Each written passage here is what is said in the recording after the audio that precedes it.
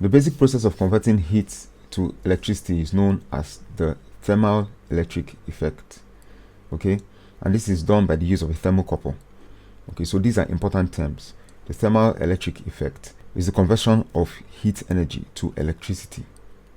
All right, and we know that the tool that does this is called a thermocouple. So a thermocouple is a device consisting of two wires of different metals joined at each end. So we see this is one wire, this is another wire, joined at both ends. Okay, we just have a galvanometer here to show us the flow of current. Okay, so you see we are using a galvanometer, which makes you understand that it's going to be a very small current flow in this case.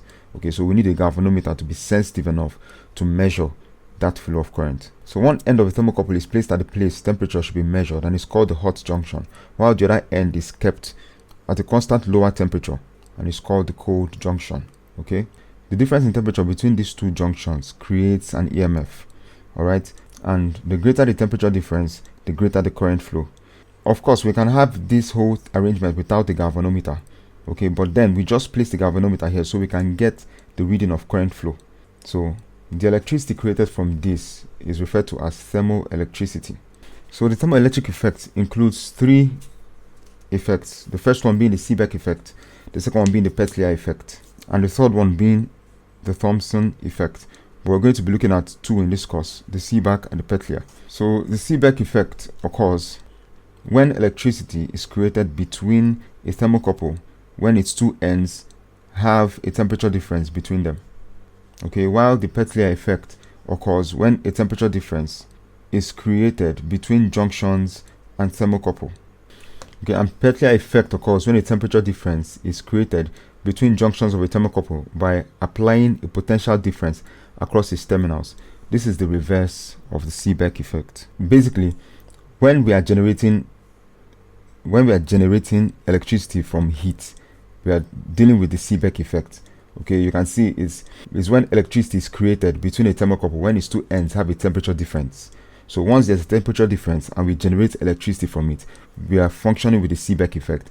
Once we are generating temperature from the difference in potential, okay, so we are putting a potential difference across its terminals to generate temperature. Okay, we're now working with the Petlier effect.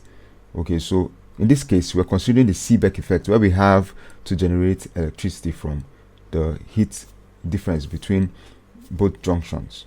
So let's move on to seeing how we can generate electricity from mechanical energy.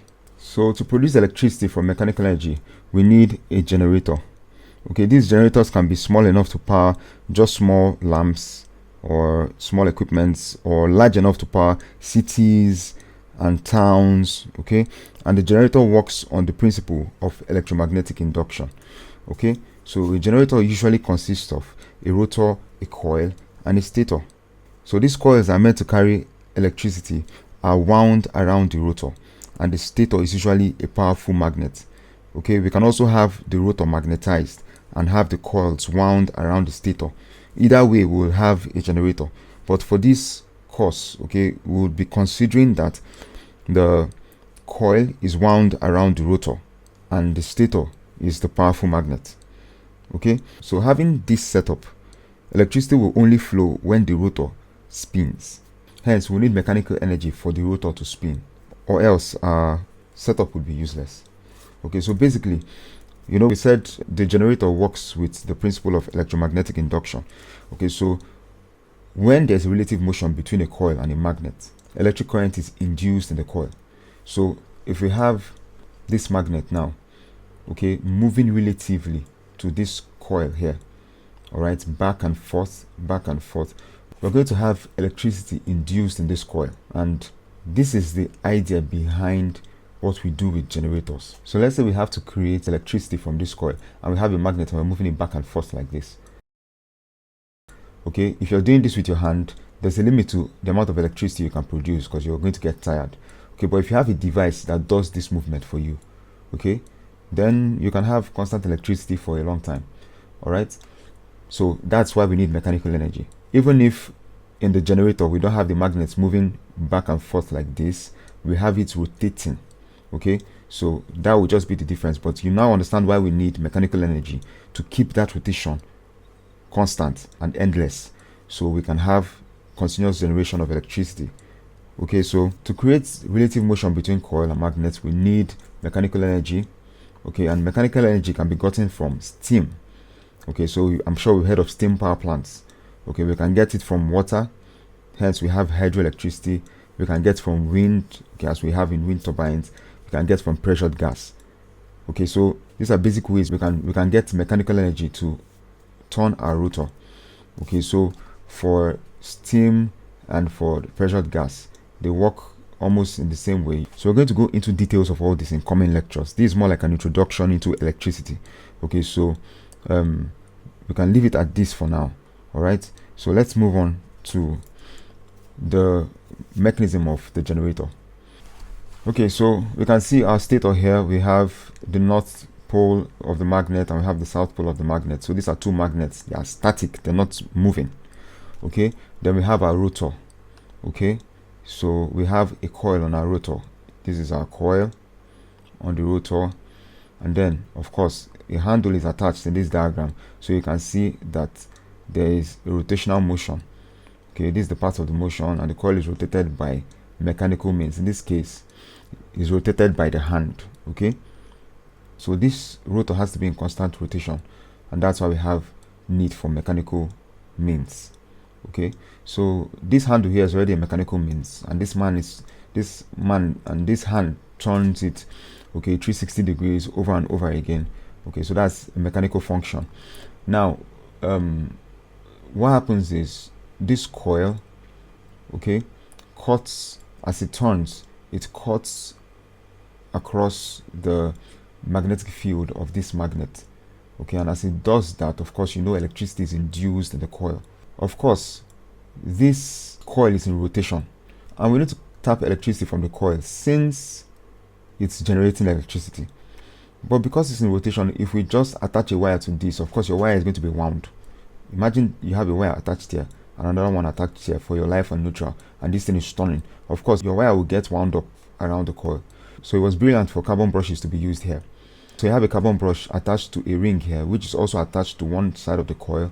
You have another carbon brush attached to another ring attached to another side of the coil. So this ring actually rotates as this coil rotates, but then your carbon brush is static, so it just makes contact with the ring. This one makes contact with the ring, so because of that contact, this guy can continue this rotation. Okay, while there will be friction between this carbon brush and the ring for sure, but that contact creates that connection you need to tap the electric energy from these two rings. So you have current flowing from the coil into the carbon brush and into your wires, flowing from this side of the coil into the carbon brush into your wires, or also flowing back from this side of the coil into your carbon brush and into your wires, because an alternating voltage flows in both directions, but we'll talk about that in coming class. So that's how electricity is formed. So you can see the direction of the current flow. Okay, you can see that direction this way.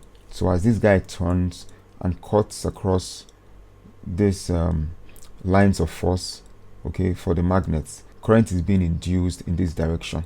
Let's talk about electricity generated from renewable energy. So renewable energy is created through renewable sources, okay, and this renewable resource is a resource that can be used repeatedly yet doesn't run out, because they naturally replace themselves over time.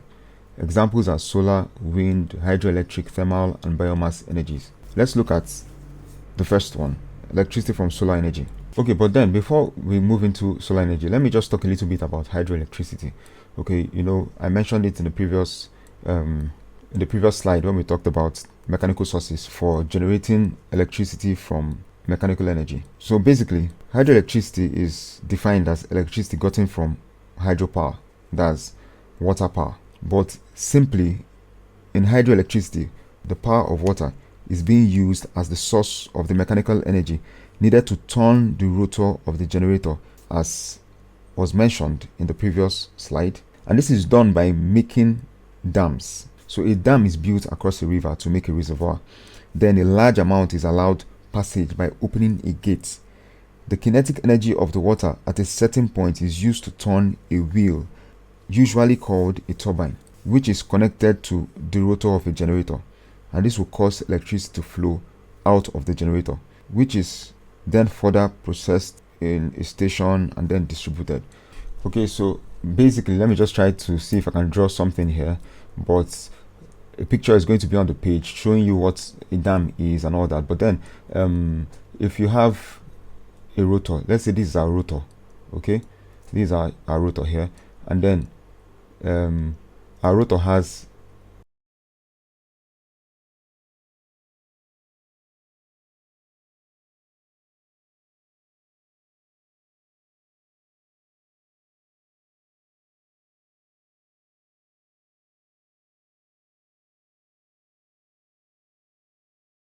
now we have a dam created, all right, and you've passed an amount of water through a gate, and then that water is now sent into your facility to turn your turbine. So this is what your turbine might look like. Let's just say, okay, this is not perfect, but then that water is now dropped on these hubs, okay, at a perfect angle that can keep it in constant rotation. So once it hits this cup, this one turns, it hits the next. So because of the pressure of this water on these cups, you're going to have this whole rotor turning continuously in this way, because there's a pressure hitting the cups.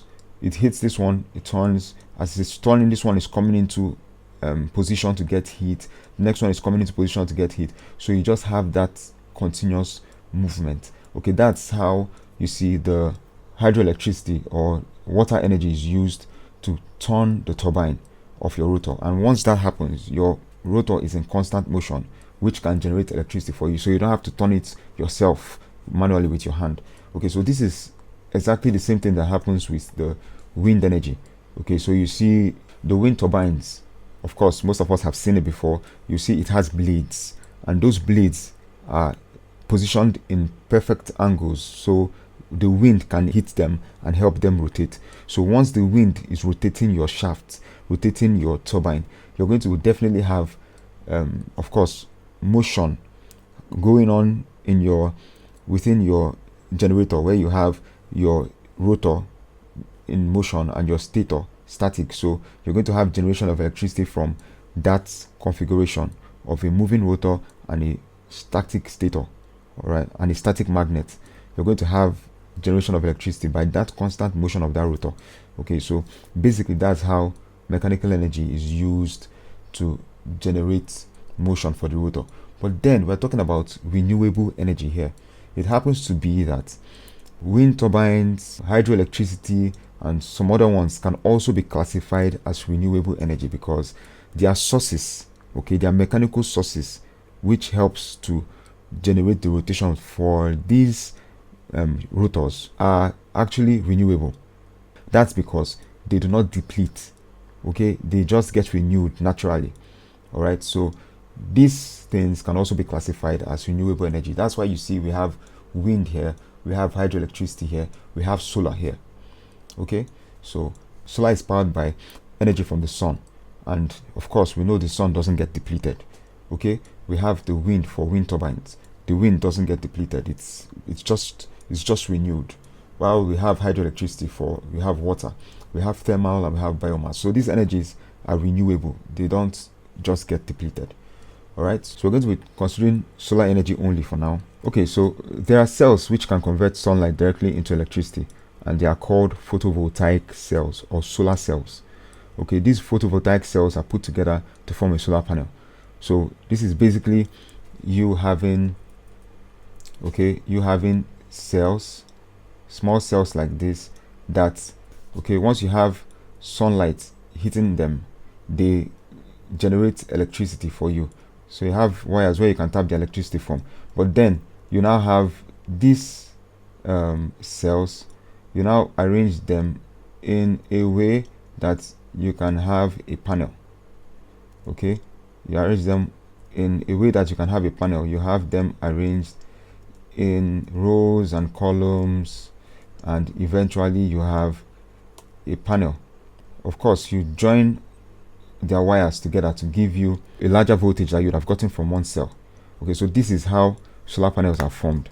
Okay, tapping energy from the sun to generate electricity. So let's move on to something quite different. Let's talk about conductors and insulators. We have considered conductors and insulators when we talked about heat, so we're considering them now based on electricity. So basically, conductors are materials electricity can flow through easily. They have a low level of resistance to electricity. Then we talked about heat. We talked about heat energy flowing through them easily, okay, because they have low resistance for heat and all that. And then I also mentioned that good conductors of heat are mostly good conductors of electricity. So now we're talking of electricity, and we're saying conductors are materials that can allow for the flow of electricity easily through them. Okay, an example of those, of course, we have almost all metals, with silver being the best conductor. We still have things like mercury. Okay, mercury is molten metal. Okay, so it's still metal, so it conducts electricity. You can't see it in its molten state and feel like, oh no, it can't conduct electricity. It does. We have impure water.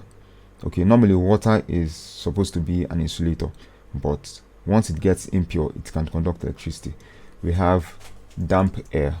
Okay, for insulators we have materials that can't easily let electricity flow through them.